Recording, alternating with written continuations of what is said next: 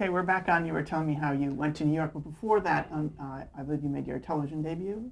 Can you talk about that in Oh Chicago? yeah, in Chicago, there wasn't much TV that came to Chicago, but when it did, everybody went crazy. And Jane Alderman was the only casting director in Chicago who cast anything of merit. And I remember auditioning for the Tracy Ullman show and not getting it, and because they looked at all the Second City people, but they usually cast out of L.A. or New York, and all the Second City people eventually went to L.A. or New York, and especially L.A. They did cast this one show called Jack and Mike. They shot in Chicago, and it starred Tom Mason and Shelley Hack, and it was just one of these 1 hours where let's see, Tom was an investigative reporter, and uh, yeah, he was Mike. Tom played Mike. Mike was an investigative reporter, and Jack was his wife, the beautiful Shelley Hack, who was I think she owned a restaurant. She was unbelievable in any case. Whatever she did, no one believed it because she was just beautiful Shelley Hack, and and they needed locals to fill out parts, and so I got a guest star part on that. I played a young guy in an improv troupe, and which is what I was at the time, and it was all fine. It was fun. It was really cool. You go to that.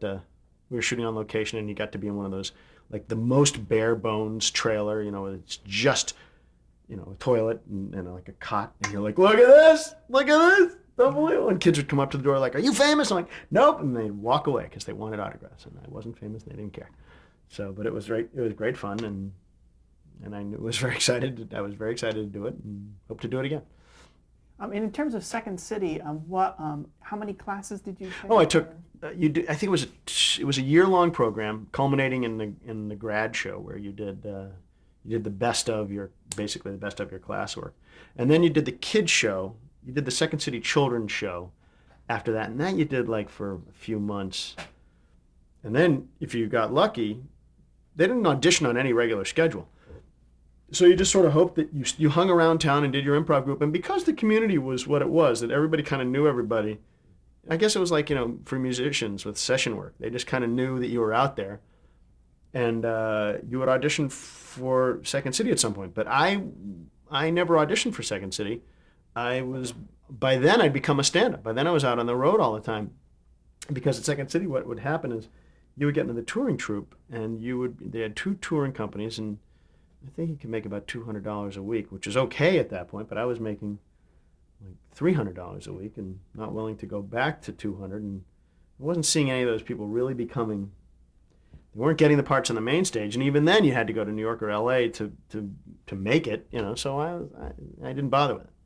Um, so so is that the reason why you went to New York as yeah, a I knew I had to go to New York time at to some move point, and I on? didn't have the guts to go to L.A. I'd been out. I don't think I guess maybe I came out one time because I'd worked on the road with enough people that they said, when you come to L.A., give me a call, and I'll get you on at the Improv or something. So I would do that. Paula Poundstone was really nice about it. I'd worked with her. I'd worked with her in Boston because when I lived in Chicago, because my parents lived in Boston, Boston never flew anybody in.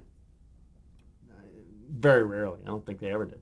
And Boston was such a great place to work that you would just go to Boston, and if you had a place to stay or you could crash with a comedian, you did that. And then they would work you all over the city, and it was great.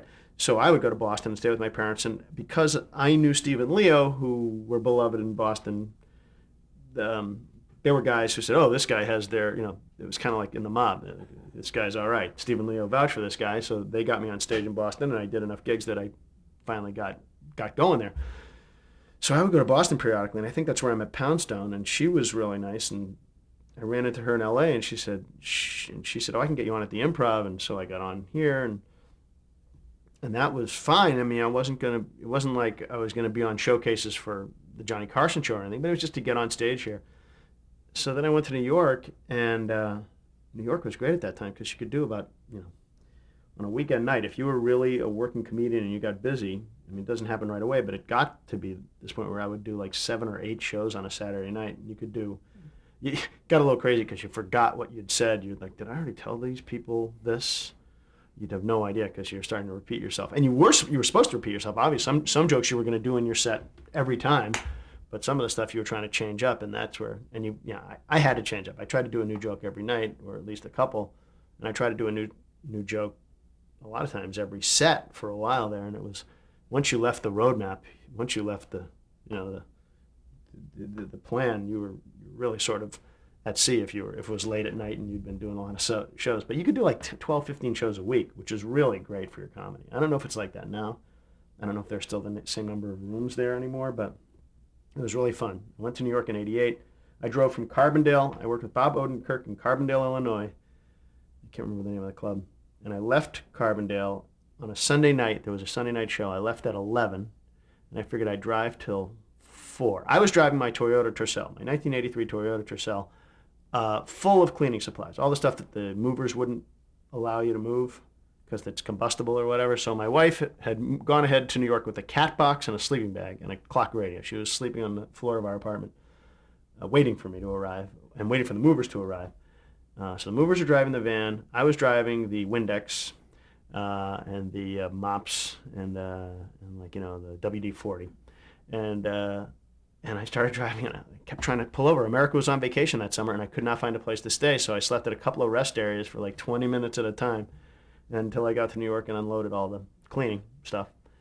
And then that first night in New York, we went to hear Symphony in the Park, and I thought, and I was, you know, by then I was wired and freaked out. I had a lot of coffee, and I'm thinking, I can't leave the car. They're going to steal it. They're going to steal me. They're going to steal my wife. They're going to steal everything. New York is a land of crime, and I don't know what. And then I got there, and I was like, New York is not crime. New York is Jews on a lawn eating cheese and grapes. It was fantastic. So I started loving New York right away, and have always loved New York. I had a great time there.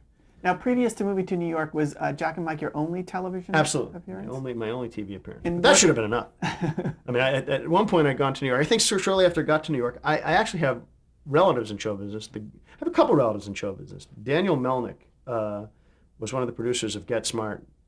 He later became president of Columbia Pictures. He's really a movie guy. He produced That's Entertainment and Roxanne and Close Encounters. I mean, he's produced a lot of big movies, but I think my family was always like, you should call Danny, you should call Danny. And I was like, he can't help me. He's not he's not going to put me in a movie. Well, the other side of the family is related to the Gersh agency. Phil Gersh is a cousin by marriage. My mother's first cousin is Bea Gersh, and she was married to Phil Gersh. And so they said, when you get to New York, you'll call. So, of course, I call, and they're nice enough to take my call, which they're in no obligation to take anybody's call. And I met with this guy, and I'm sure he said, oh, you've been a waiter, and you've done some stand-up, and you'd like to have your own television series? I would. That would be great if you could do that. I'm like, of course you couldn't help me. And my family was very disappointed. I don't understand. Blood is thicker than water. How come this guy can't help you? Blah, blah, blah. Like, you can't help me because I'm not in show business yet. I'm trying to be in show business, but there's a progression to these things. So God bless him. So David Gus was his name, and no such luck. I wasn't getting anything. So I was there a very short time. I got there by the summer of '89, and 1 year later, I was doing sets like crazy all that first year and going out on the road periodically to make some money. But by the summer of '89, Nickelodeon hired me to do a kids game show called Make the Grade, which was basically like a kid's version of Jeopardy. And so much so that some of the kids would actually answer questions like, who is Michael Jackson? No, I'd have to say, it's not Jeopardy, kids. Don't answer it like that. But we had this this giant board that ran on the same technology as those European train stations. You know, those flapping sound, like when it says like Rotterdam, and it tells you how late your train is. Well, this was like that. You know, three kids sitting at little desks would say, you know, I'll take 7th grade social studies, and the thing would go, and you'd see 7th grade social studies, and the question would be something about Michael Jackson. And then periodically, a kid would pick a space on the board, and something called a fire drill would come up, and the kids would have to run over to some stunt area and do some physical challenge of some sort. And then, depending on who won it, let's say the kid with the fewest points at that point won it, he could take the winner's position. He could shift desks. Anyway, it was all a nightmare. But it was really fun. That was my first real on-camera, everyday kind of experience, because I think I made 4 or 5 of them a day and just changed hideous sweaters in between. I wore like Bill Cosby-ish sweaters, and I remember it was a big deal. Like, I couldn't keep the sweaters, but I could keep my shoes, which I loved because I wore those same. I made sure that it was the same shoe that I wore on stage. So I was getting show shoes, which is great. And the shirts that I did like, they were very 1988 shirts, but they got them at fashion houses, but they cut a big hole in them, and so I couldn't really walk. You know, you couldn't see it on camera because I was shot from the front, but. So after the show was over, the wardrobe mistress was really nice, and she would cut a patch out of the tail of the shirt and sew the hole closed. So I had all these really nice shirts with really weird looking square patches on the back. And I wore British Knight sneakers. That was a sponsor of the show. So I had about 80 pairs of British Knights, and I thought that was really cool until someone told me, oh, you can't wear those in certain gang neighborhoods because BK stands for blood killer, and they'll kill you. If you're in a blood neighborhood, they'll kill you. So I had to either change shoes in those neighborhoods or not wear those shoes. So I had a lot of extra British Knight shoes for a while. Anyway, Bob Mittenthal was the producer of that show for Nickelodeon. He was one of the funniest guys I'd ever met. And, we were all young. He'd come out of that Nickelodeon promo department, which produced all those weird looking, cool, artsy, claymation-y kind of things. And I don't know, he was just brilliant. And he was doing this game show, and it was really too easy a job for him, I think, in terms of how intellectually challenging it was. But I had a blast with him, and we wrote a spec Seinfeld together. And at that, I sort of realized he was a writer, and I liked being with him, and that's how the writing sort of started. Even though I wasn't going to write anything seriously for a little while, but I was sort of an entree into it. But I did a lot of Nickelodeon Make the Grade, which let me stay in town, because I think I did 200 or something, in the first year. And there was no audience. It sounded like there was an audience there, but really there was just a guy sitting off camera with a keyboard, and if I could make him laugh, he would hit a button on a keyboard that sounded like audience applause. It was a sound effect. It was sampled in. So sometimes I would actually, I think they're probably broadcast when you can hear me go, "Come on, Danny," which meant, "Come on, give that a little more finger. Come on." But I get people are like, "Oh boy, the audience loved you that day." I'm like, Danny was in a good mood. People would watch the show. They were fooled. No one ever said, "Oh, that wasn't done in front of a live audience." They never knew. They never knew.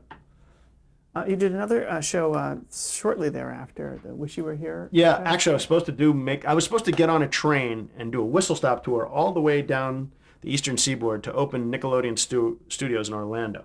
But luckily, my manager at the time got me an audition for this show called Wish You Were Here. My manager was Lori. Well, she's now Lori David, and now they're getting divorced. I don't know what she's going to be. I think she'll stay Lori David, but she was Lori Leonard at the time, and she had I didn't even know about managers, but it's kind of like why I went to college. Everybody else was doing it. Everybody else had a manager. So, that's what happened in college. Everybody said, you should go to these schools. They're good schools. Apply to this list. And people said at some point, you should get a manager. And a lot of good people had this manager. Jonathan Katz and Carol Leifer and Jeff Stilson were all close with Lori Leonard. So I said, she'll be my manager. She was polite enough to take me on. And I got an audition for this show. The show was, the audition was you went in this room and you met these three guys, and they said, we're going to go to Hungary to shoot a pilot. It's going to be about a young guy who goes around Europe with a video camera. And I'm like, oh, where are you going to shoot it? No, we're going to shoot it in Hungary. You're going to go with a video camera and you're going to do this show and talk to the camera, and there'll be a scenario, but you'll be able to make up a lot of it as you go along. And I thought, this is the greatest show ever. I can't wait to get it. How do I get it? And it was one of those things. A lot of times I went on auditions in those days, and 99% of the time I thought, well, that sucked. I didn't get it. But this is one of those ones where I could just see the producers sit up a little. I'm like, oh, they kind of like me. I think I have a shot. I think I have a shot at this. I called my manager. I said, they're going to call me back. I know I'm going to get called back. The only problem was I had jury duty, so I had to do everything I could, and I ended up almost getting on 3 trials. Do we need to do anything with that? All right. Don't worry, some lighting just got screwed up. Do I look different? Anyway, so I almost got on 3 trials, but luckily I got off just like my manager called me at lunch and said, you have to go back. They want to see you for this show. And luckily I was dismissed off a case, and they said we could go. And I went and auditioned, and they said, okay, it's getting very close. They're going to go to Los Angeles to look at people one more time, but they really like you. So I went to Boston for a wedding, and I got a call. They were really hot on a guy named Dave Pasquesi, who was a friend of mine from Chicago, and he was really good. But evidently Pasquesi cut his hair and looked wrong all of a sudden. I don't know why Pasquesi cut his hair. He always does that. No, but Pasquesi cut his hair, and that was the story I had been told. And they called me back, and they said, you got to come back tomorrow, and you got to go to Marlo Thomas's apartment. And I knew Marlo Thomas was involved. She was one of the producers. There were 3 men producers and 3 women producers, and Marlo Thomas was one of the women. But I hadn't met Marlo yet. And she said, you're going to go to Marlo Thomas's apartment. You're going to audition there. And this poor doorman at Marlo Thomas's apartment was like, "Do you have your script? Do you have your thing? You're going up in the elevator next. Good luck." And he didn't want to do this. I could tell he was bringing people. He was like a casting assistant all of a sudden, but dressed like a 4-star general. He said like wearing like whatever the building name and the whole uniform. And I went up there and I was terrible. This is coming, having driven, early in the morning from a wedding the night before. And I guess I was terrible enough that they were going to forget about it. But Marcia Schulman, who was the casting director and now is the head of talent at Fox, said, give him another chance, basically. And they decided to test me for the part the next day. They were gonna test you. No, they said, come in and work with Marcia tomorrow. So I knew that if I worked with the casting director, I could do it. I knew I'd taken enough acting classes, and I knew if I was going to get coaching, how do you blow that? I mean, they're giving you, it's like taking a test, but they're giving you the answers beforehand. So I went and I worked with her. She said, if you do that, you're going to get the part. Sagansky, who is the head of CBS, is flying in tomorrow. They're going to test you in the afternoon. They're going to make a test deal. Do you have an agent? I didn't even have an agent at that time, but I called Lori, and I got an agent from the William Morris agency. It's funny, you can't get an agent, of course, until you have an offer. But how do you get an offer without an agent? Anyway, somehow I solved the catch-22 in this instance. And my agent, so I went, and the weird thing about it was they were going to test 3 guys, a Canadian and another guy, a Canadian named David Koenig, I think, then me, and another guy from New York. And all 3 of us had to get Hungarian visas in the morning and then go to do the test for the network in the afternoon at some soap opera studio on the west side. And then one of us who had one of these visas was going to be chosen to go to Hungary the next day. They were really down to the wire on this thing. If they didn't cast it, they were not going to be able to do it. And the sad thing is, of course, 2 guys with Hungarian visas were going to always have these passports that had this reminder of their failure. So anyway, so I woke up the next morning and my deal's supposed to be being made, and they're offering such crappy money. I made better money waiting tables than I made doing that show.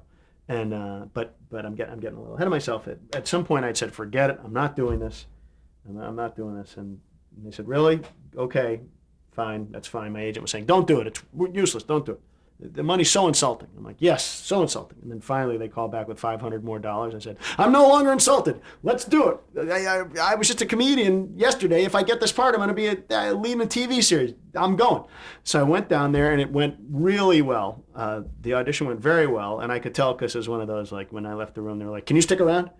Yes, I can stick around. I will stick around. And so I stuck around, and they came out and they said, "Get home. The wardrobe guy's going to come to your house in a half hour. Take a cab." And I didn't have enough money. I didn't feel like I wanted to spend a lot of money on a cab, so I took the subway. And the cool feeling was like hanging on this pole going, "I have a television show. None of these other people have a television show. I have a television show." And that was fun. And I got home, and some guy came and brought all my wardrobe that I was going to wear on this series in 2 duffel bags and just tried it all on me. Went out, returned some stuff, came back like an hour later with new stuff and said, "Okay, pack this." And I packed it like it was my clothing because it was so guerrilla. It was so under the radar that you couldn't say you were making, it would cost so much money to say we were a production and everything. So I was just a guy traveling. I kind of became the guy. And so the next day, some guy picked me up and took me out to the airport, and I flew first class, which I'd never flown before, and changed planes in Frankfurt, and then arrived in Hungary and shot this pilot, and then waited, and they picked it up as a summer series. And at that year, I'd also read for Northern Exposure, and Rob Morrow got that, and I was kind of bummed because I thought I had a shot at Northern Exposure, but this show was perfect, and I got that, and then that sort of opened doors. I mean, that was. So how many countries did you end up going to? I ended up going to 4 countries. We started in Hungary, and then we came home because we waited for the pilot to be cut, and I actually had to do the good writing part of this. I didn't get paid as a writer, but the good thing about it was we'd look at B-reel, we'd have shots of chickens or something, and they'd say, like, "Do you have a joke for this?" And I would say something like, "Oh, like if it was a shot of a guy leading me into a house and then a shot of chickens," I said, "Oh, well, it's like the guy was supposed to be the innkeeper, and he was just this craggy old looking Hungarian guy, and he would gesture me into the house, and I look at the chickens, cut to the chickens, and I would say, well, off camera, this is a voiceover. It would be, well, if I order room service, I know the chicken salad's fresh. And it was all stuff like that. And I got to do joke upon joke like that. It became kind of exhausting. I wasn't being paid as a writer. And, now, of course, I would have demanded more money. But it was great. And I waited. And then on by the end of May, it was another quickie turnaround. I went to Barcelona and then to the coast of Spain, to the Costa Brava, which we doubled as the French Riviera. And then I went to Paris and then Morocco. and then we flew back out by way of Paris. We didn't shoot anything else in Paris. Then 2 days after we got back in New York, we shot all the stuff that supposedly happened before I went to Europe in New York, and then we shot another episode in Connecticut, just on an island in like Long Island Sound that was supposed to be the Balkans, and that was crappy looking. But we had no money by then. We really had no money. I mean, that show never had any money. Would you consider that show sort of ahead of its time? I think people did consider it ahead of its time, and I've had people say to me since, they should do that show again. You should do that show. I'm like, yeah, but I'm not a young guy anymore, and it's really expensive, and now people blow up Americans wherever they go, and I don't know. I mean, I think it was great. I think you could find a young guy to do it, and I think I could produce it this time.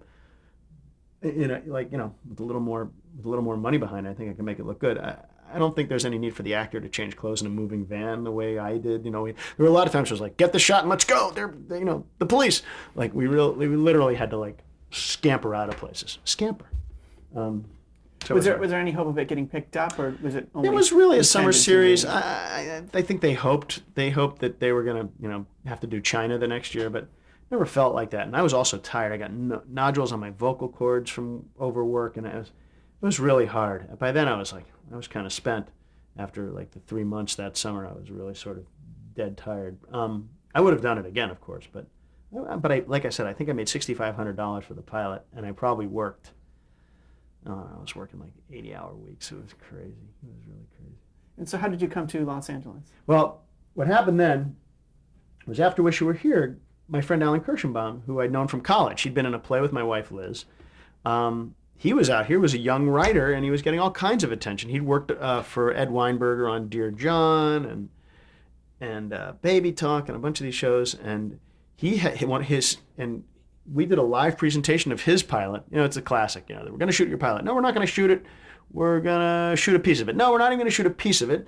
We're going to shoot a promo for it. No, we're not going to do that. We're going to do a puppet show about the pilot. No, so what we did was we did a live presentation of basically a play. We did the pilot as a play. In the early days of Fox, it was called Down the Shore, and we did this play for Barry Diller. And the good thing about it was, if the play went well, he didn't have any tape to hate, and they couldn't really test it. And that's what happened. We had a good show.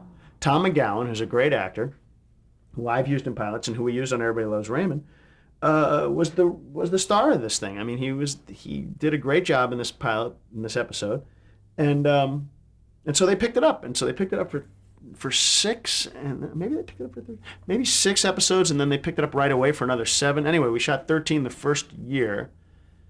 And so it was one of those things where Alan wanted me to be in his show, but who was I? Well, once I had a credit, it was easier for him to sell me to HBO Independent, who produced it, and to Fox, and so I was able to get that part. Once you have a job, it's easy to get another job. Plus, I had an agent.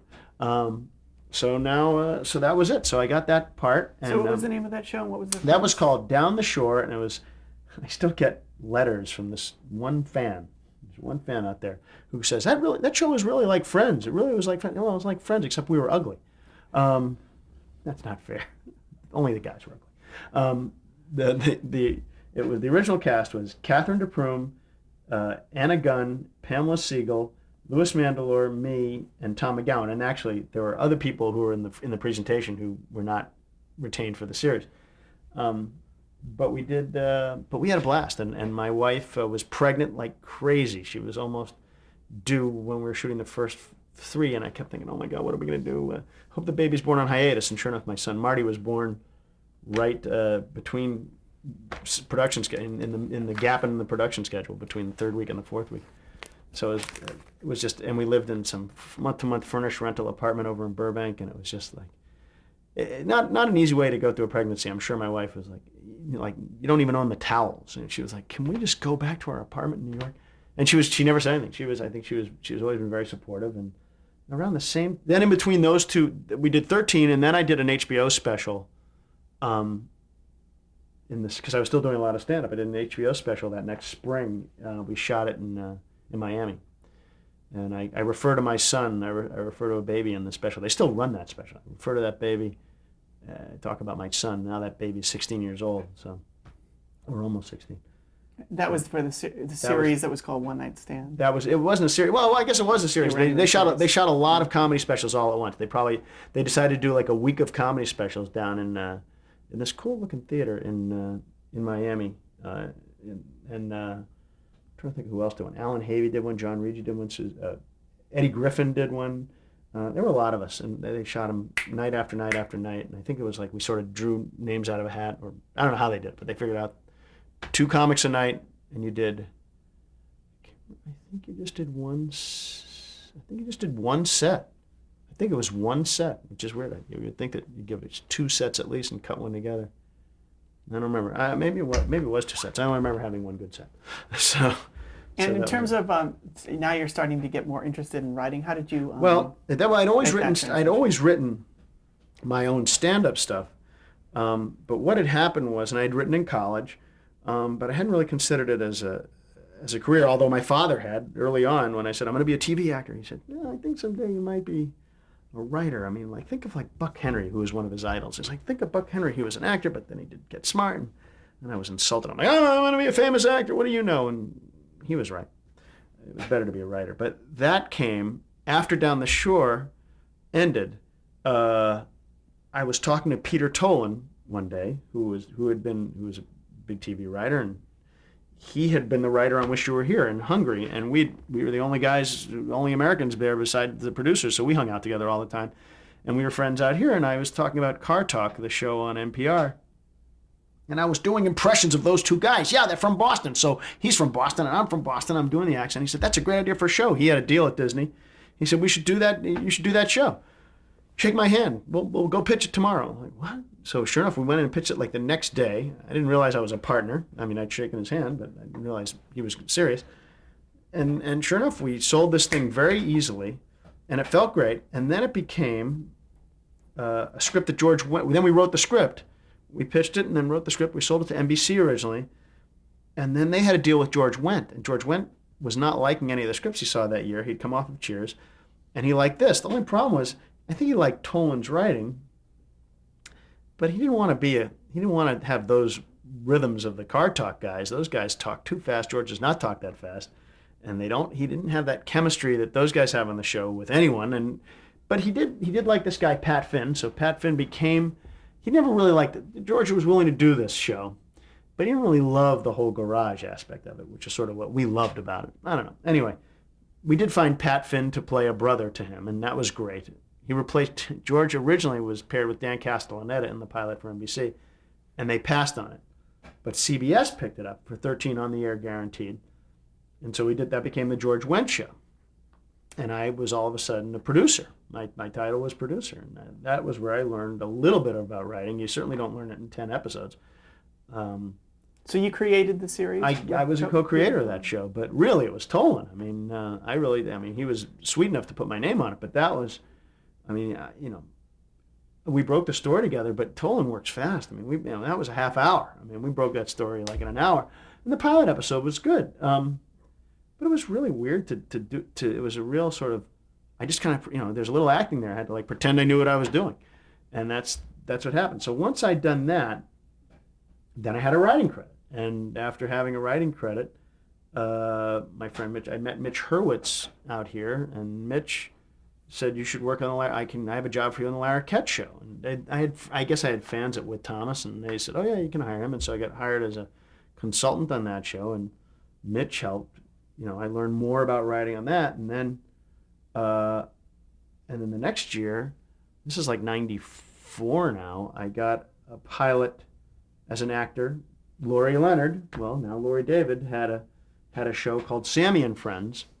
A guy had written a show called Search for One-Eyed Jimmy, which is a funny independent film, and Larry David had liked it, and Laurie liked it, and so they made a deal with this guy to write a pilot at Fox, and so this guy Sam Cass wrote this pilot. Larry eventually hired Sam Cass as a writer on Seinfeld.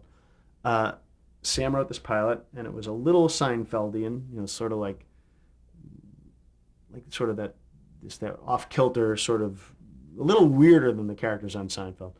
And so I was cast. They fired a guy. This is a terrible story. I think I'll tell it. Let me get the whole story on the next tape because we're toward the end of this one.